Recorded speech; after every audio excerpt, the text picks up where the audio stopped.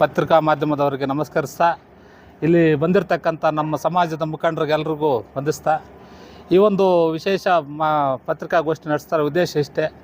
ಇವತ್ತು ಏನು ಕರ್ನಾಟಕ ರಾಜ್ಯದಲ್ಲಿ 2 ಲೋಕಸಭಾ ಕ್ಷೇತ್ರಗಳಲ್ಲಿ ನಮ್ಮ ನಾಯಕ ಸಮಾಜದವರು ಎಸ್.ಟಿ ಮೀಸಲಾತಿ ಇದ್ದು, ಮತ್ತು ಸಾಮಾನ್ಯ ಕ್ಷೇತ್ರದಲ್ಲಿ ಸಹ ನಮ್ಮ ಸಾಹುಕಾರರ ಮಗಳಾದಂಥ ಸತೀಶ್ ಜಾರಕಿಹೊಳಿ, ಪ್ರಿಯಾಂಕಾ ಜಾರಕಿಹೊಳಿ ಸಹ ಸ್ಪರ್ಧಿದ್ದಾರೆ. ಇವತ್ತು ಮಾಧ್ಯಮ ಮುಖಾಂತರ ಕಾಂಗ್ರೆಸ್ ಪಕ್ಷಕ್ಕೆ ಮತ ನೀಡಿ ಅಂತ ಹೇಳೋಕ್ಕೆ ಏನು ಬಯಸ್ತೀವಿ ಅಂದರೆ, ಇವತ್ತು ಕರ್ನಾಟಕ ರಾಜ್ಯದಲ್ಲಿ ಇವತ್ತೇನು ಕಾಂಗ್ರೆಸ್ ಸರ್ಕಾರ ಇದೆ, ಈ ಕಾಂಗ್ರೆಸ್ ಸರ್ಕಾರದಲ್ಲಿ ನಮ್ಮ ಸಮಾಜದಾಗ ಪ್ರಭಾವಿ ಖಾತೆಗಳನ್ನು ನೀಡಿದ್ದಾರೆ. ನಮ್ಮ ಯಾವುದೇ ರೀತಿಯಾದಂಥ ನಮ್ಮ ಸಮಾಜವನ್ನು ಕಡೆಗಣಿಸಿಲ್ಲ.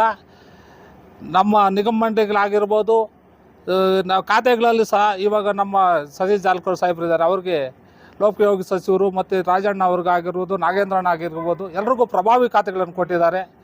ಇವತ್ತು ಏನು ಈ ಕಾಂಗ್ರೆಸ್ ಸರ್ಕಾರದಲ್ಲಿ ನಾವು ನಮ್ಮ ಸಮಾಜಕ್ಕೆ ಬೇಕಾದಂಥ ಅನುಕೂಲಗಳನ್ನು ಮಾಡ್ಕೊಳ್ಳೋಕ್ಕೆ ಎಲ್ಲ ವ್ಯವಸ್ಥೆಗಳು ನಾವು ಇದ್ದೇವೆ.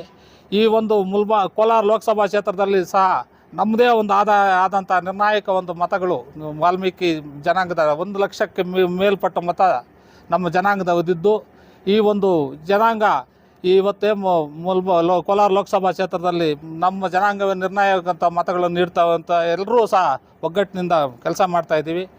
ಇವತ್ತು ಏನು ಕೋಲಾರ ಲೋಕಸಭಾ ಅಭ್ಯರ್ಥಿ ಅಂತ ಗೌತಮ್ ಅವ್ರನ್ನ ಗೆಲ್ಲೋದ್ರಲ್ಲಿ ಯಾವುದೇ ಸಂಶಯ ಇಲ್ಲ. ಸುಮಾರು 3 ಲಕ್ಷ ಮತ ಅಂತರದಿಂದ ಗೆಲ್ತೀವಿ ಅಂತ ಹೇಳ್ತಾ ಘಂಟಾಘೋಷವಾಗಿ ಹೇಳ್ತಾ ಇದ್ದೀವಿ.